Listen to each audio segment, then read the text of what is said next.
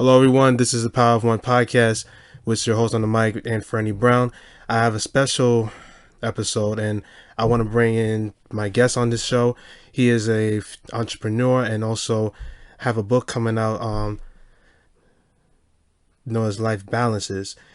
Please welcome Mr. Paul Croswell. How you doing, Paul? I'm doing well. Thanks for having me on. All right. Paul, what I do in this segment is known as Power Within You. And I wanted to ask you, how do you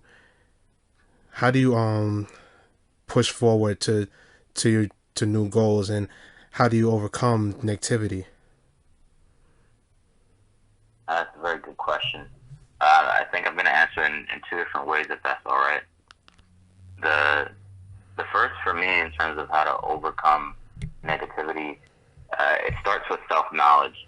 In my experience, like in order to figure out how to best function in this world, whether that's in a great season or in a really bad season, and I've had plenty of really bad seasons in my life. I had to learn how I function first. Like, what are the things that actually encourage me? What are the things that help me to think more clearly, to improve my mental health, my confidence, my self-esteem? What are those activities that are uplifting to me? And when I didn't know those things, it made it very difficult to bounce back from life's pitfalls. But the more I learned that stuff, the easier it became for me, and the clearer the path became for me to climb out of just the deep dark places that we can get to in life. And so, in terms of how to just overcome the negative pieces or experiences that we go through in life, for me that's the first step. There are plenty of other things that help that, like a healthy community, making sure you have the right people around you, making sure you're caring for your physical health really well. So there are a lot of moving pieces, a lot of additional pieces there, but the very first step for me is always self-knowledge, understanding yourself well so you can care for yourself well. And then the other piece of that question of how do you move forward, how do you push through, um, for me it's about vision, about knowing where you want to be in life, and having really kind of an undying commitment to getting there. Uh, and for I don't know if this is cliche or not, but a big part of that for me is a commitment to fully experiencing my potential and fully realizing my purpose. Right? So I'm a person of faith, and I believe that I've been designed to help people. To help people improve their overall experience in life, their mental health, their physical health, their relationships, and that's a big deal to me. I can't imagine a life where I settle for doing really anything less than that in any capacity of my life. And so the thought of not doing that is actually really scary to me. So whenever I get to a place where it's like, oh man, I like this hurts, whatever that hit was, whether it's a health thing, or a finance thing, or a business thing that just hits me and it's really hard. The thing that always helps me bounce back is that there's a mission, there's a purpose for my life, and I can't imagine a life not living that. As well as the fact that, I honestly genuinely trust God that He is going to work out everything for the good. That's a long version of the answer. That is a long version, and I respect everything that you said. Um, God, if you don't believe him or not, God will always be there for you no matter what. He's not a genie. Everybody needs to know that, but he will provide faith, love, and support that you need just to push your boundaries, push your limits, and you found ways to exploit your potential. Is that correct? Oh, absolutely. I'd probably adjust the word exploit or switch it out from exploit to kind of expand as opposed to exploit. But yeah, Okay. Paul, I wanted to ask you something. Have you ever experienced a depression moment, and how do you overcome that? Yeah, unfortunately, the answer to that is I've experienced that multiple times. Um, for multiple things. You know, I've unfortunately experienced depression as a result of relational issues, financial issues, business issues, health issues.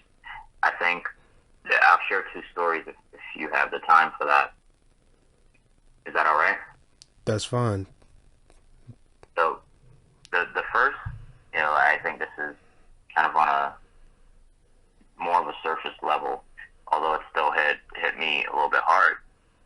Was early in my marriage. I've been married now for 7 years. In the very first year of our marriage, we hadn't even been married 1 month yet, and I was doing music full time at the time. My wife and I owned an independent record label, distribution deal with Sony Records. Our management team was out in Nashville. We were up in Jersey. And things were going really well, and we ended up doing business with a group of people for a while that we later found out was just a giant scam. And not like within the first year of our marriage, we were scammed out of more than $10,000. I think it was probably close to $13,000 or $15,000. Oh my god. And as a husband, I felt like crap. As a man, I felt like crap. As an artist, I felt like crap. I just felt so. I don't know if you've ever been in a fight where you get hit like maybe in the gut, and it just knocks the wind out of you. Like you're just trying to catch your breath. I felt that, not physically but in life. I literally, for days I was just on the couch, just so depressed, so very hurt. I felt broken as a man. I felt like I'd let my wife down deeply. I'm responsible for making sure she feels safe and secure and like protected. And I felt like I failed miserably in the very first few months of marriage. And then trying to build a business, I felt like I was just like, my goodness. Just all around, it was just really, really difficult. And that was a really, really difficult season for me. It took a lot. I mean, just a lot. And kudos to my wife for this. She was able to be strong for me in that moment, even though she too felt very, very, hit by it. And that was very helpful to me. I had friends around me that were very encouraging, even though at the time they didn't even know the severity of it. But they were very encouraging and very present for me. They showed up, and some of the people, not the folks that scammed us, of course, but some of the people I was doing business with were just, they were just so understanding. And it actually led to more doors opening for me later on, that entire ordeal. But that's one of those moments where it takes knowing yourself to figure out how to get out of that hole, because that's a hole I wasn't sure I was going to be able to climb out of. But at the time, music was my outlet. Like it wasn't a job for me. It was a form of almost self-medicating. Like it was anxiety and depression relief for me to do music, to write my music. I did production. I also worked with someone who did production. I wrote my lyrics and all of that stuff. And so after a while of just being deeply, deeply depressed by it, and depression lingers, so you can be working out depression and have seasons where you're doing really well, and a year later you still get hit by that. You still have that feeling, that lingering feeling of depression that kind of surfaces, and then you got to use your mental health and self-care toolkit. But the way I got out of it in that season was I did a deep dive into music, because that was my outlet. That was how I expressed myself, how I expressed my feelings, how I dealt with my pain, my hurt. Ever since I was young, and it was a form of therapy for me before engaged in therapy. But it was a form of therapy for me, and that's the thing that helped me. That, of course, in my faith in God, but in terms of the activity, I had the knowledge of how to care for myself, how to deal with that pain, and even though it wasn't an immediate fix, doing that and being committed to it over time and having healthy community around me was the biggest help in that season. I mean, just so very helpful. Wow, Paul. Uh, Based on what you told me, and I don't want to sound rude. When you first got the gig with Sony, that's like the lifetime opportunity. But then when you told me the aftermath, it sounded like you got screwed, and that's really a gut puncher right there. But but then later on, friends, family, the loved ones, they had your back. They didn't turn away from you. They had your back, picked you up, and you started something, your own thing, your own adventures, and uh, that screw moment. Nobody do not like that, especially if something that you dreamed for, and it got crushed by certain people um just that just wanted to sabotage others just to get their just to fulfill their gluttony or pride or selfish ego. But that moment right there, I really hope that I'm proud and glad that you overcome that. And Paul, you still there? Yeah, I'm still here.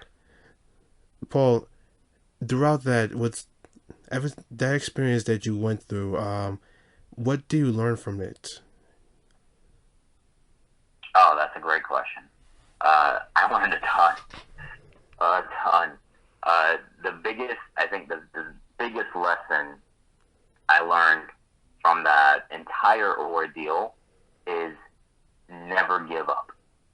And I know it sounds very cliche. It's such a, it's just such an easy out to a question like that. But that's the genuine answer. That even at your lowest moments, there's more potential in you. And because I didn't give up, we the timeline of all of that happening was we got scammed, and I went through that just lengthy season of depression, and I ended up talking to someone at Sony Red. It was called Sony Red at the time. I think they call it something else now. But talking to someone there that put me in contact with someone else who eventually became my managers out in Nashville, and through them I got the opportunity to get that distribution deal with Sony. And so had I never been scammed, I would have never been able to get to that point where here, as an independent artist with, at the time, no connection whatsoever to Nashville or anyone deep in the industry, all of a sudden, my attempt to try to figure out how to get out of this situation, how to deal with it, led me down a path to where I was able to develop those connections through authenticity and transparency. Like when I spoke to these people about what happened, I was very transparent with them. Like, look, this hurts. I'm in a bad place right now. I'm really just trying to figure this thing out, and I'm trying to get answers. And out of their generosity, their openness, and their willingness to just help, they just continue connecting me to different people, and those people ended up just being a genuine benefit to me. So had I given up and just decided, you know what, screw it, this whole music thing is not for me, I'm clearly not good at it, and how could I do this to us, and I'm just going to go and find, some 9 to 5 someplace, that I would have never had the opportunity to make that a part of my story. I would have never experienced more of my potential. I had to get through that season of depression, get to the other side of it in order to experience that. So that's probably the biggest lesson I learned from that is don't stop. Don't stop in the darkness. keep going. Because it's a tunnel.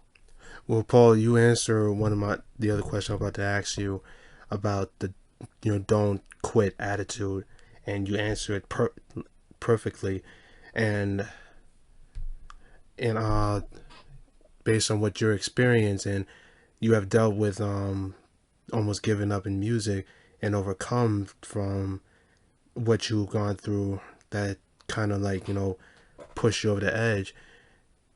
Tell me something.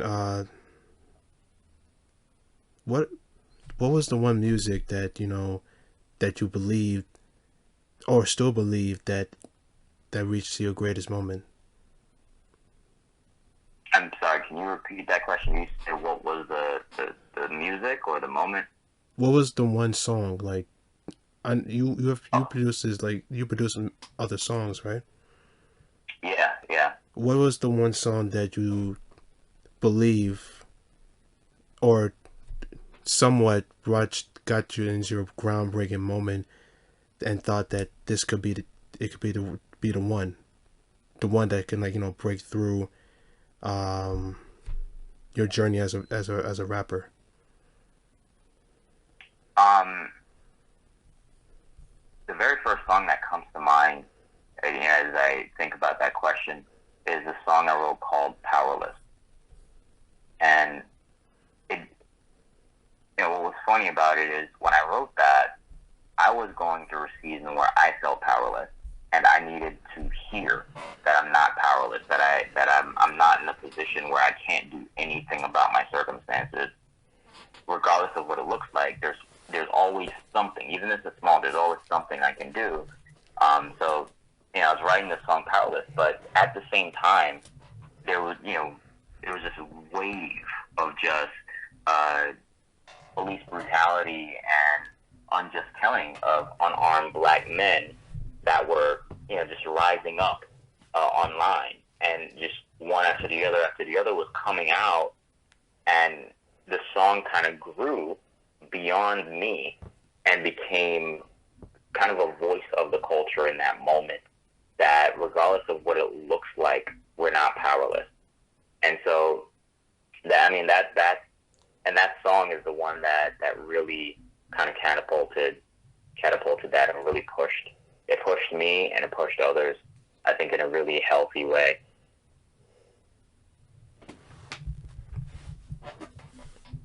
I see. Okay. Um, Paul, I want to ask you something more about as a leader. You have shown leadership and have gone through a leadership role. How has that developed you become the man you are today? And can you share your experience with it? Yeah, I've held quite a few leadership positions in my, I like to think, short life so far. Uh, and I think the number one lesson that I learned from almost all of them is humility. Because when you're young and you're put in a position of leadership, the thing that goes through your head ultimately is, I'm in charge. I'm the leader. I get to have the final say. But Andy Stanley, who is just a phenomenal leader and preacher and all that stuff, he had this teaching that I heard that completely flipped it on its head for me. He said, "You may be the leader, but you may not be the most competent." Right? So there's a difference between leadership, or authority rather, and competency. So you're in charge. I get to have the final say of what we push out, who gets what email, and all that stuff. I get to have the final say, but my competency may not be the best on the team. So, for example, when we were leading the business, my wife and I were leading the label. Her background, her schooling, she has a master's degree in accounting. That's she knows that, and she knows that really well. So even though she would have said to you at the time, "I'm in charge," he's the boss or CEO or whatever the case is, and I may have the final say in terms of oh, well, I think we should do this or that and the other. I think that's a good business plan. I'm not the most competent compared to her when it comes to, making financial decisions. And so as a leader, you learn to be humble and saying, you know what, yeah, I'm in charge, but I want to, quite frankly, I need to hear your opinion on this. I need your input because you know about this better than me. Think of a pastor in a church. The pastor may be in charge, but he may not be the best when it comes to selecting what worship should be like. That's not his training. That's not what he knows. He knows how to lead and organize and preach. But the worship leader or the worship pastor, they're the ones that's trained in how to lead worship. And you could apply that to any area of life, really. And that's the biggest thing I learned is by the time I got towards the end of my leadership, I led from a place of, best way to put this, I led from a place of surrender where, with my team, I was very clear with them that, hey, look, this is the plan. This is ultimately what we want to accomplish. But I need for everybody to play their parts because I'm not the smartest person on the team in every area. I may be the leader or really good when it comes to communicating or coming up with a plan, but I need for you to execute on A and you to execute on B and you to execute on C because you guys are smarter than me in those areas. And a leader has to be willing to say that and live that. That's an excellent point. That is an excellent point, Paul. The reason why I asked you that question is because that most of the listeners that are listening to this podcast, they are dealing with fear, and confidence level is like reduced to zero at times, especially to those who are, are not socially active or like myself can be an introvert at times, and we do want to lead. We do have ideas.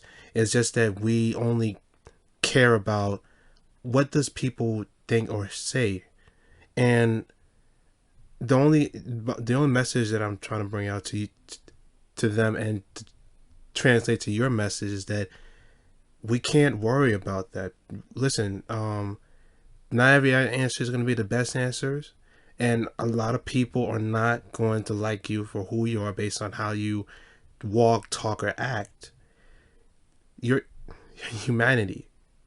You are who you are, and you need to forget the noise, forget what people saying, and worry about how can you lead this certain group to this certain project. How can we succeed on making this thing successful? And when you talk about self leadership, you have to find the confidence to have that lone wolf attitude and just do what you got to do. And it could be lonely at times, but some people could be inspired what you've been doing based on your success. And am I making this right, or do you want to?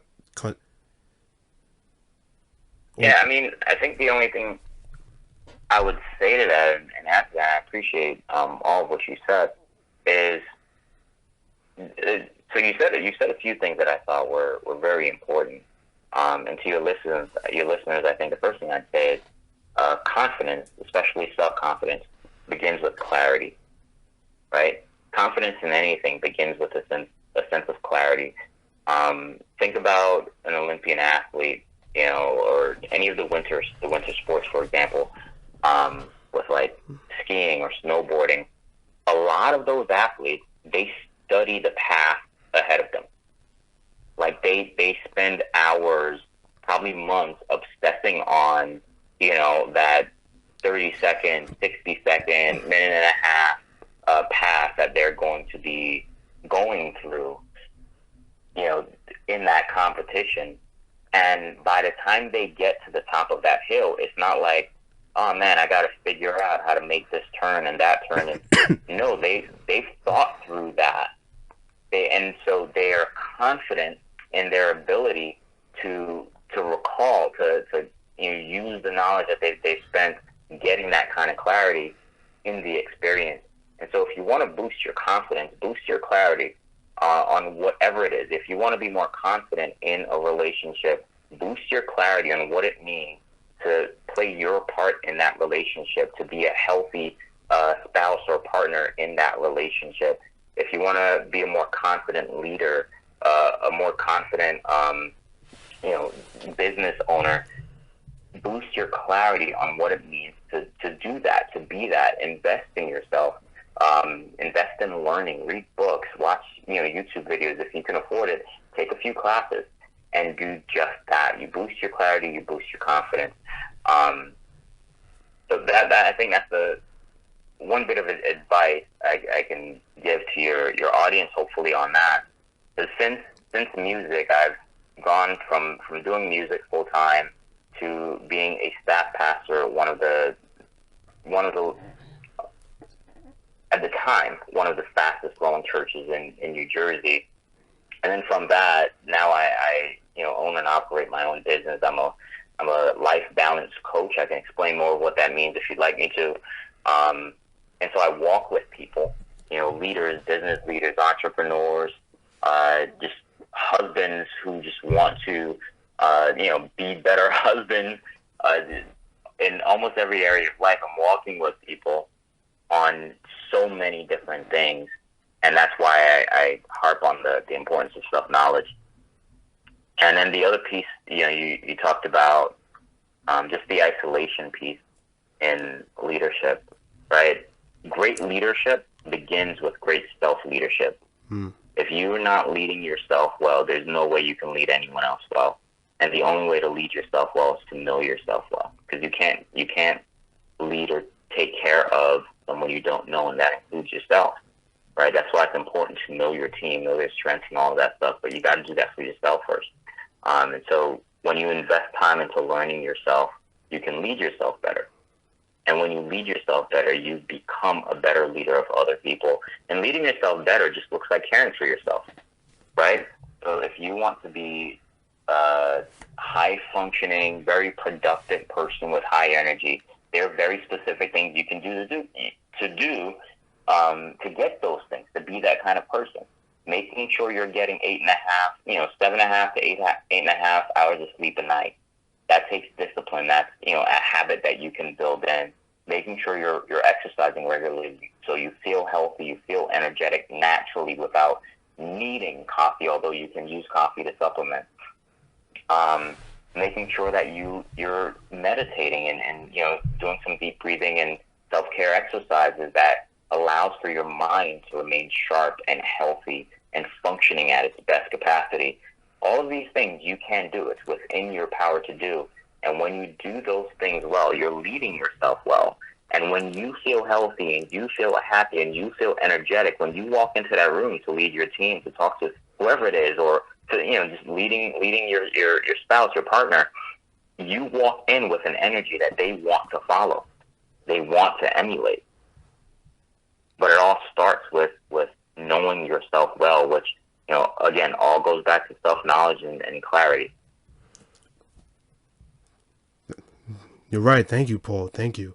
And just to shout out, it's not just the listeners that need to hear this. It's anybody based on my message and guess like your message, whoever is listening to this podcast from around the world. Based on what you said, your message may help someone who at their lowest point right now, and they kind of need the answers on what they're trying to do, just to to uplift themselves and to move forward. Paul, there's one thing that I was curious about your story. You wanted to discuss about chronic pain release. Can you explain more about that? Yeah, so, I've navigated sickle cell my entire life. And for those who don't know what sickle cell is, or sickle cell anemia, It's essentially a blood disorder, right? Where your red blood cells, instead of being shaped the way they ought to, in like a circle, basically, right? A sort of really fat pancake, a sickled cell, it's shaped more like a crescent moon, right? Like it's just kind of that crescent moon shape. And what that means is it means two things. One, you're not getting as much oxygen as you should be getting, as often as you should be getting it, because your red blood cells, which carry oxygen throughout your body, including your brain, because they're shaped abnormally, you're not carrying as much oxygen as a regular blood cell. And so your oxygen levels are slightly different than everyone else. And then the other piece, too, is because your cells are shaped in a sickled way, it's easy for them to clot. And then when your cells clot, it causes chronic pain. And when I say chronic pain, there are women who have sickle cell who have confessed that having a sickle cell crisis for them felt equivalent, a really bad crisis, felt equivalent to the pain of child labor. So this is not, subtle kind of numb pain like, you might get with a headache or something. You could take an Advil. No, this is the kind of pain where you need very strong medication, and you're often hospitalized or getting blood transfusions. And so for my entire life, I've navigated that, and I've done, very specific things to be intentional about not making it my identity, because that's easy to do. We tend to make our illness or our brokenness or whatever the case is our identities, and I know I didn't want to do that. And so what I did was I learned to live intentionally.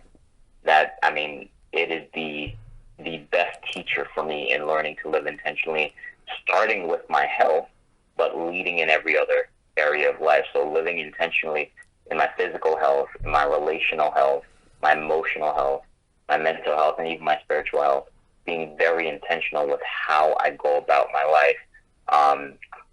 And so I've dealt with chronic pain my entire life.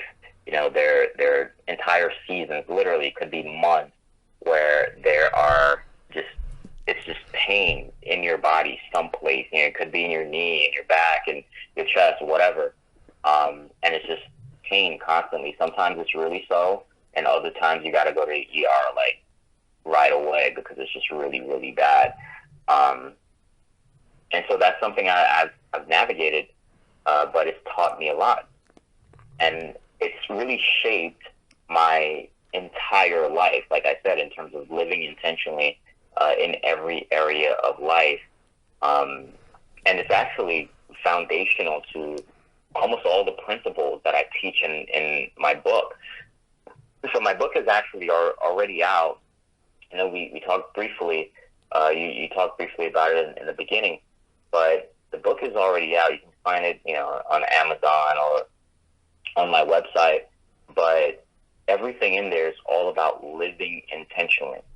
It's called Life Balance because I'm convinced, fully convinced, and I've seen this work now in the lives of almost all of my clients and people I've walked with and mentored, that once they improve their life balance, your life balance is made up of the activities and responsibilities in these four key areas of life: personal life, family life, social life, and career life. And once you improve, discover, develop, and maintain your life balance, every area of your life improves.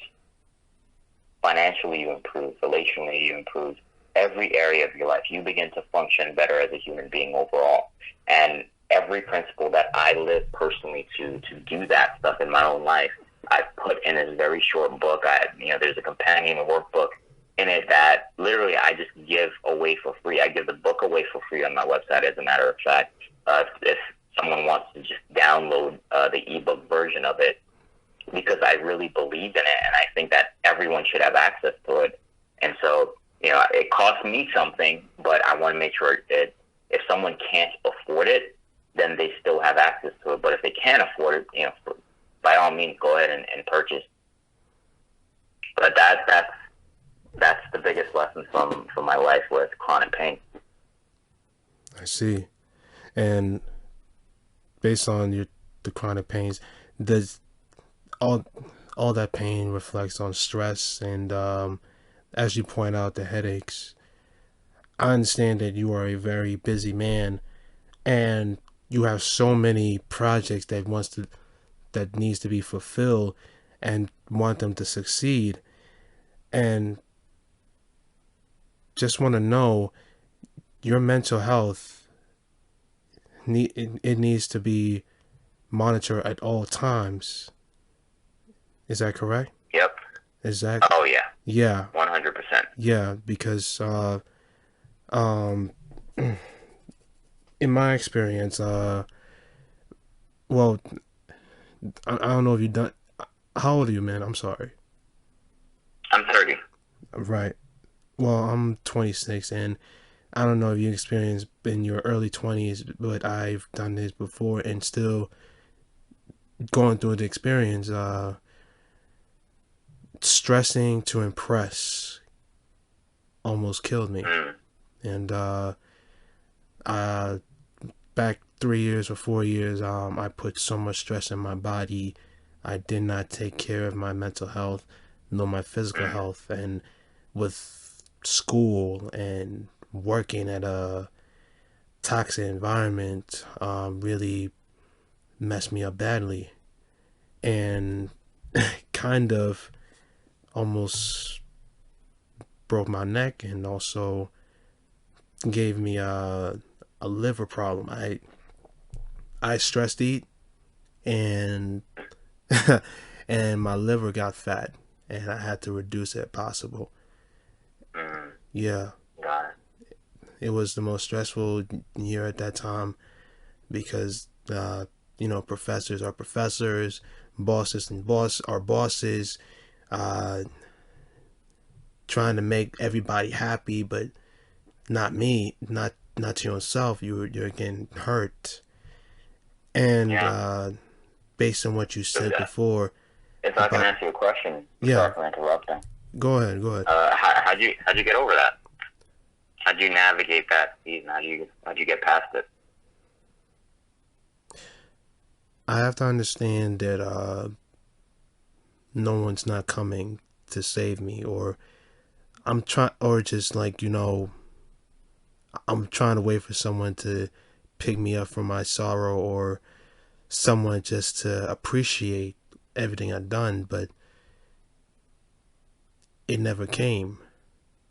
Or based on what I picture in my head or my expectation on what the feedback I will get, the results is very different. And I have to understand that I can't stress to impress, because who the hell am I impressing? Mm-hmm. And taking care of myself. Right now, prior from last year to this year, I'm trying my best to take care of myself, my health, my mental health, my emotional health, and pray to God like every night, and read the Bible and another book of Mormon, just fulfill my spirit. Uh, just keep going, just keep going. Try to exercise at will. Try to be healthy. Try your best to fulfill your life goals, and stop worrying about other people, or just stop trying to act like Superman like 24/7, or trying to get people to like you or in your stuff. I have to learn that not everybody's not gonna like who I am, not everybody's not gonna like what I'm doing. I just have to keep on doing it because I love what I do. I love I appreciate the podcast that I've been starting for 2 years now. I'm still wondering the future of it yet, but I'm still trying to make this season, my third season, end with a strong note. I'm trying and pushing for my own adventures based on being a digital designer, being trying to move out my parents' place, and and worry about my own financial needs and how do I get to succeed moments each step. And that's why I want someone like you on this segment, because your wisdom, your message, and your story is very teachable for young guys like myself who are still trying to look for the inside out. And I do appreciate that for you being part of this episode, Mr. Crossrow. I mean, thank you for having me, man. It's absolutely my honor to be here. And it's a privilege to just be able to be a part of what you're building for yourself. And as you know, as you recover, as you grow, and to be a part of that journey, I think is a real honor on my part. So thank you. Thank you so much too. And you said Life Balance is available on Amazon, is correct? Yes. Life Balance is actually it's been an Amazon #1 bestseller multiple times. Plenty of people have gone through it, and from what I understand, they've actually found it helpful. So I'm really grateful for that. So it's available on Amazon. It's available on my website, which is just my name, paulwcroswell.com. And from my website, you'll be able to find all my links to everywhere else. I'm most active on TikTok right now because I've been told that's where I need to be. So that's where I'm at. Yeah, TikTok is like the most trending right now. People are always getting it. I don't know if you watch basketball, but KD is on it, and he's trying to figure out how I work this shit. Yeah, we're all trying to figure that out. I think anyone around my age, quite frankly, feels like they're not very native to the technology. You know, we started with Facebook, not even Facebook, but MySpace. MySpace. You know what I mean? Yeah. And before that, it was AOL Messenger, and that's how you connected with your friends online. Oh, and so it's come a very long way. Yeah. AIM was a good thing, and even Snapchat, even though it died out quickly, and Vine. Yeah, we came a long way, and we don't know what's the next social media thing is, but hey, the next generation, which is I don't know the alphabet of it, but the next generation. I've given up on trying to remember that stuff. Yeah. The next generation, they'll figure it out, and we'll be like the father times that I'm saying, having that same question, KD, saying, how do you work this shit? You know? Yeah. Listen, Paul, thank you so much for being on this segment, okay? And I really appreciate for everything that you say. And I want to ask you, what can you give out a message to listeners out there who are listening to this podcast? Sure thing. First, thank you for having me on. Like I said, I mean, it's a real pleasure to be a part of your journey, man. And I wish you the best as you build.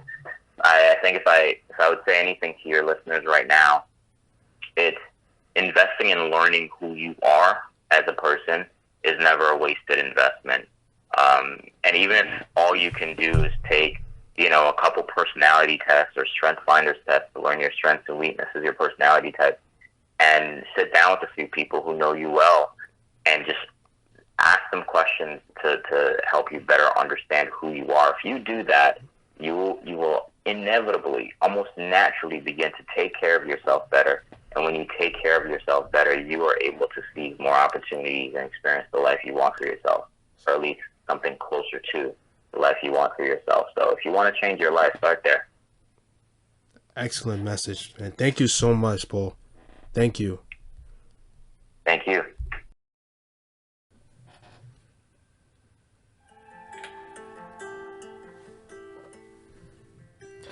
Thank you for listening to the Power of One podcast. And give out the shout out to my guests to share their belief of power to push to new heights and beyond.